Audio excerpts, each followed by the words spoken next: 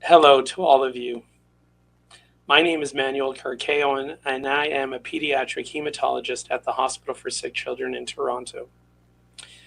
I want to tell you in the next few minutes a little bit about my former mentor, my colleague, and most of all, my friend, Dr. Victor Blanchette, who was truly a titan in our field of hemostasis and thrombosis. Victor was one of those individuals that we will never forget. He certainly was that to me. I first met Victor in the mid 1990s when I was a fellow here at the Hospital for Sick Children. Prior to that, Victor had already accomplished so much. A little bit about him. He was born in 1945 in Barbados. When he was 19 years of age, he went to the UK where he completed his training in hematology, oncology, and there he also met his wife-to-be, Yvonne, and they ended up marrying and having 4 wonderful children. In fact, they had a 5th, who unfortunately died at a very young age. Victor then did training in Johns Hopkins in the United States before moving to Canada, where he then lived the rest of his life. And it was when he was in Canada that he came to the Hospital for Sick Children, and here he became a hematologist here in the early 1980s and ran the hemophilia program here. And then a decade or so later, I then met him. And at that time, I, like most fellows, was a little bit lost, not sure as to what my future would be. But Victor was always someone that individuals in my situation, fellows, who were not sure what they were going to do, could turn to for help. And Victor was always ready to help.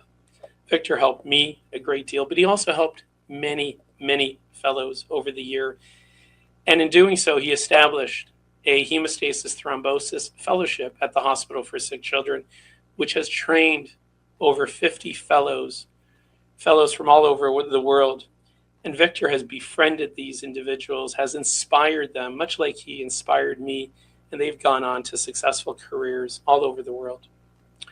Victor was very generous of his time. I always felt, that he had time for me, and he was always okay with spending time, even though he was involved in so many things and organizing so many things and had so many initiatives on the go. Victor guided my career, and he guided my career in many different ways. He introduced me to people and his friends, his colleagues throughout Canada and really throughout the world. And in doing so, it led to essentially my career flourishing. And it was really because of everything that he did for me. But he also did that for so many others, and he started so many collaborations. Victor was always bringing people together to collaborate and to get things done. He organized the International Prophylaxis Study Group in hemophilia. He organized musculoskeletal initiatives in India and Utrecht, prophylaxis initiatives in hemophilia in Brazil, in Thailand, in China. He worked with the World Federation of Hemophilia in various initiatives, particularly in the Caribbean, given that he was from Barbados. And he always was giving his all. I don't sometimes know how he found enough time for everything that he did. For Victor, no was never part of his vocabulary. Victor always said yes. Yes, we can. Yes, we can do that. Yes, we will do that. Having a yes attitude led him to accomplish so much. He was a founding member of the Intercontinental Immune Thrombocytopenia Group. He was a founder of the Association of Hemophilia Clinic Directors of Canada.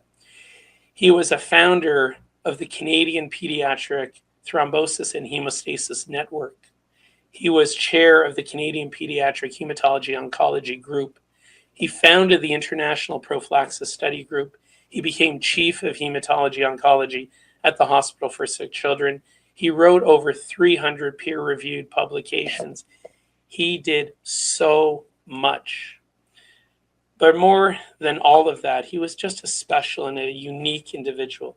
He was engaging, he was outgoing, he was encouraging, he was supportive, but he was also very honest, and he was humble. And he was interested in people. He just simply cared about people. He cared about his patients, his coworkers, his trainees, his colleagues. He just cared about everyone. And he always seemed to have time to listen and to talk to anyone, no matter who they were. And he liked to talk. He talked and talked. It has been now almost a year since Victor passed away.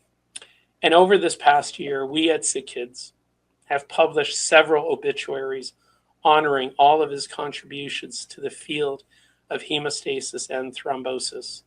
And you will see some of those obituaries published in the Journal of Thrombosis and Hemostasis and in Pediatric Research. And we know that there's been a number of other organizations that have written and published tributes and memorials to Victor. Those tributes focus on his life, his accomplishments, his awards, and a little bit of who he was. But he really was much more than what can be captured in a 1,000-word obituary. He was a doctor, he was a teacher, he was a mentor, he was a colleague, he was a friend, and to many of us, including myself, he was a father figure.